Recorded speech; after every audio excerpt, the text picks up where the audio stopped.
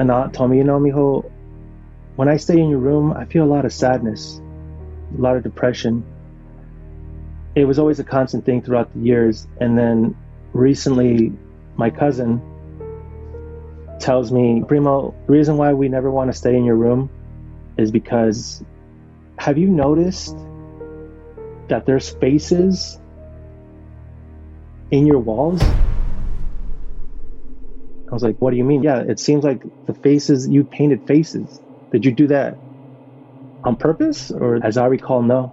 I never made a pattern to the painting. Maybe I gave it like a certain effect, but it wasn't to draw a face. Like, yeah, there's a lot of negative energy coming from your room. I believe that you need to change that color from your room.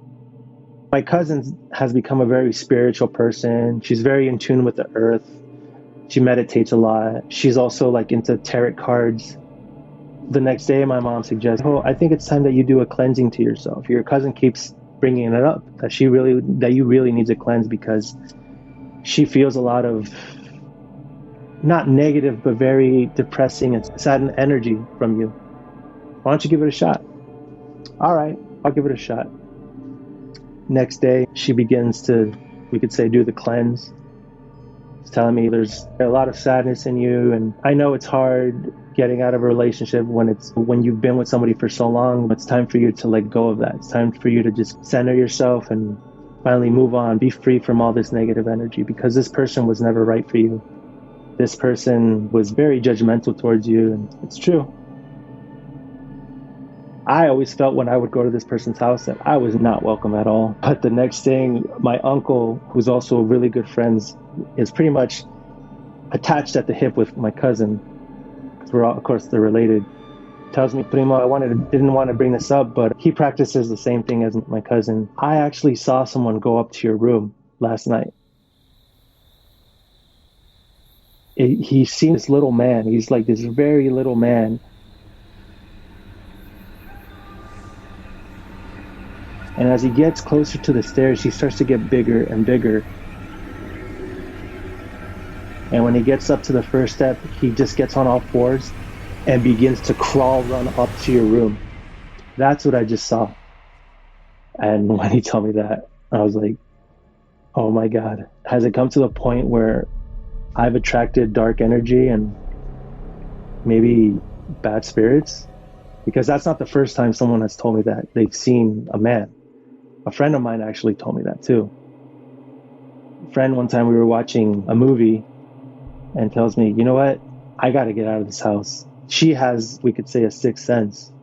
She almost practices the same thing as my cousin. Very spiritual person, meditates. He's like, there's someone right next to me and he's a man and I don't like his presence. I need to get out of your house now. That same day when I got the cleanse, my cousin reads my tarot cards. One of them had to do with the relationship, that it was time for me to move on. Next one was about what my relationship status would be in the future and what I should do about pursuing a career. Thankfully, those three things was positive. Pursue your dreams. Love is coming your way, but it's time to forget about this person. When she revealed something to us, that's when almost all the dots connected to when I was a kid, to when now as an adult, of feeling certain things when I'm around people, things that would happen or maybe things that I would see. She revealed the secret about my mom's side of the family, that my great-grandma was a white witch. From what she said, she was one of the best ones in that place, in that area. And it wasn't just her. There was a group of them. I guess we could say it was a coven of white witches. She said that my great-grandma never practiced any evil doing towards anybody. It was always to do positive things. When she said that to us, it's almost like everything made sense. That's why when I was a kid, that's why when I was next to this person, I didn't feel anything good. I met her once when I was 5 years old, and I recall her wearing a lot of black. And the sense that I got from her wasn't a bad one. It was almost like she was mourning someone.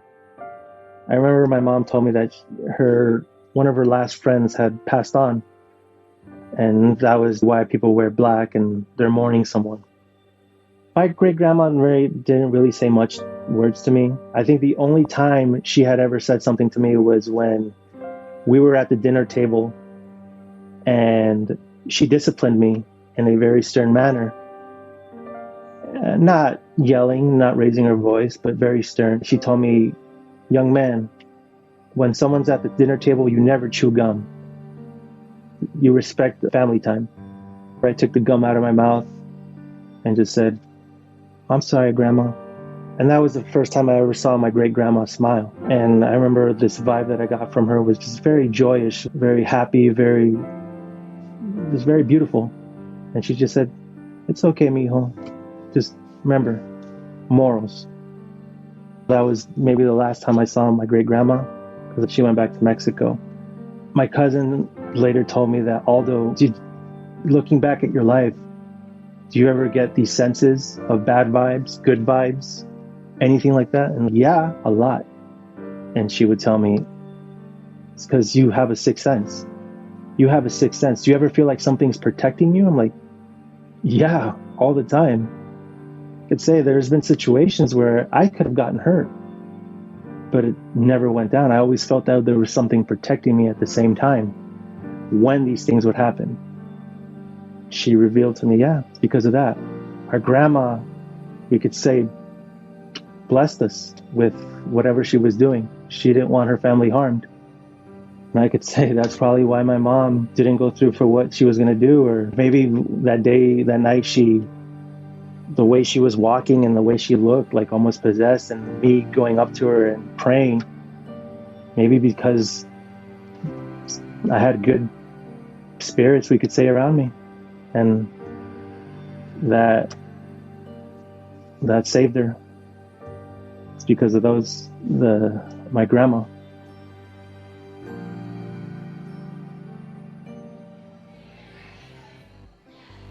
I was like maybe 20, and a friend of mine invited me to a party, and we went to this party, and everyone's having a good time, drinking and stuff like that. And to a certain point, the vibe that I felt just went from fun, happiness, to just, you need to get out of here now. I remember telling my friend, hey, you know what? Let's go, man. And thankfully, he'd be like, yeah, you know what? I'm just not feeling it anymore. Let's go. And we would tell our friend, hey, listen, we'll see you later. We're going to go home. Feeling this strong, bad vibe, getting in the car and leaving. And then once getting to my house, we get a phone call from my friend saying, hey, you guys are lucky that you left when you did, because when you left, things just went bad quickly. A fight broke out, and the next thing you know, just gunshots. And it wasn't just the first time something like that happened. It was maybe me hanging out with some friends at the park, or hanging out, in an area. Probably didn't lead to the gunshots, but it would lead to a fight. A couple of years ago, there was a neighbor that we had here. Me and my friends were just kind of hanging outside my house. I was like, hey, you guys want to go somewhere else, man? I don't know, something just doesn't feel right. Let's go somewhere else. All right. And we went to like a gas station to get some sodas. This time I had no car, and we would walk. And as we were walking back, there's the ambulance. Turns out a massive fight happened between a couple neighbors, and someone ended up getting stabbed. So things like that, like my cousin saying, do you ever feel these vibes? Yeah, of course. And they're strong when they come on, very strong. And it's something telling me, you got to get out of here now. Even at my old job, I would pick up on people's vibes, carry them with me, and then I tell my mom, man, I don't feel so well right now. And my mom, being superstitious, we got to clean you with an egg. It's a sort of a cleansing in Latin American culture. I was cleaning myself with an egg, and around the first time, like, it touched my head, it immediately cracks. And when it cracked, the yolk was just rotted, just badly rotted. And she would tell me, someone in your job does not like you, or that area that you're in is just bad. I've never been the type of person like, oh, just ignore it, it's a superstition. No, like, it's like something, like, since I was a kid, always tells me, listen to what's going on, listen to yourself, and just evade what's going on and leave the situation and take whoever's around you, just take them with you. And it just goes back to my cousin said, maybe it's because of my great grandma.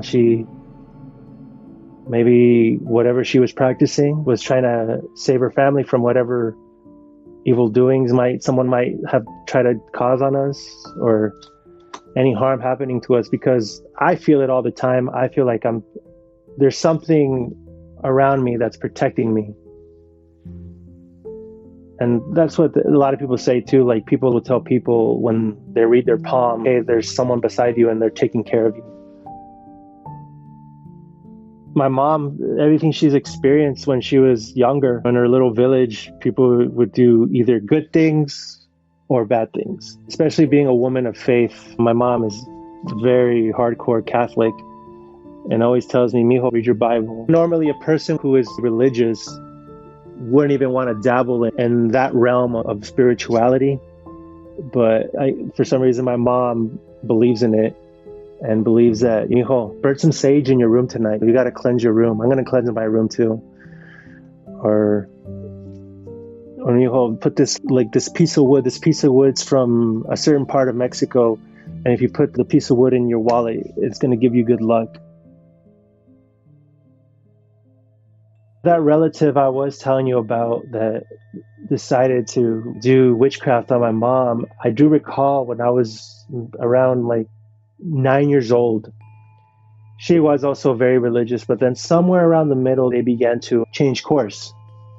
She began to hang out with what they call santeros, who practiced teria. And these were people directly from Cuba. They would always wear white. And my aunt would surround herself with these people. That's when my mom started to back away from this relative, because my mom, being superstitious and religious, didn't really want to step in that realm with her, because my aunt, this relative, would tell her, yeah, you should start getting into this. You should start cleansing your house with this or doing this. I do recall going to one of these individuals' houses, not to say anything bad about that realm, because even that certain practice, you could do good things, but at the same time they could do bad things with any kind of thing, any kind of spirituality that anybody might practice. There's always good and there's evil. I went to their house and I remember seeing a lot of things that I wasn't used to. I'm used to rosaries, I'm used to a statue of Jesus on the cross, the Bible, but stepping into this person's house was just very different. They have different beliefs. I would see a lot of beads.